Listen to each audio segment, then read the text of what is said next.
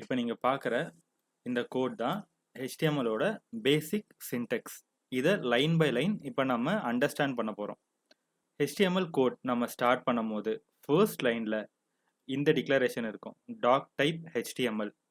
இதோட அர்த்தம் என்னன்னா, நம்ம கோட் ப்ரௌசரில் ரன் ஆகும்போது, நம்ம கிரியேட் பண்ணுற ஒரு வெப்சைட் ப்ரௌசரில் ப்ரிவியூ ஆகும்போது ப்ரௌசருக்கு நம்ம கொடுக்கக்கூடிய இன்ஸ்ட்ரக்ஷன், நான் எந்த வெர்ஷன் ஆஃப் HTML-ல கோடை ரைட் பண்ணுறேன் அப்படின்றது. இந்த டாக் டைப் HTML-னு நான் டிக்ளேர் பண்ணும்போது ப்ரௌசரோட அண்டர்ஸ்டாண்டிங் எப்படி இருக்கும்னா, நான் HTML5 கோடை ரைட் பண்ணியிருக்கேன், ஸோ அது ரிலேட்டடான கண்டென்ட்டை எனக்கு ஜெனரேட் பண்ணணும் அப்படின்றத நான் இந்த இடத்துல சொல்ல வரேன். ஸோ இதை பேஸ் பண்ணி ப்ரௌசரும் நம்மளுடைய கோடில் இருக்கக்கூடிய கண்டென்ட்ஸ் எல்லாம் அந்த வெர்ஷன் ஆஃப் HTML-க்கு ஏற்ற மாதிரி ப்ரிவ்யூ பண்ணும். ஸோ இதுதான் இந்த ஃபர்ஸ்ட் லைனோடைய மீனிங்.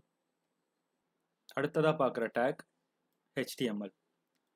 ஸோ நம்ம ரைட் பண்ணுற கோடை எந்த இடத்துல இருந்து அது ரீட் பண்ண ஸ்டார்ட் பண்ணணும், அதாவது ப்ரௌசர் நம்ம ஃபைலை ரன் பண்ணும் போது எந்த இடத்துல நம்ம ப்ரௌசர் நம்ம HTML கோடை ரீட் பண்ண ஸ்டார்ட் பண்ணணும், எது வரைக்கும் அது ரீட் பண்ணணும், எந்த இடத்துல அது எண்ட் பண்ணணும், இந்த விஷயத்தை தான் நம்ம இந்த இடத்துல HTML அப்படின்ற டேகை யூஸ் பண்ணி சொல்கிறோம்.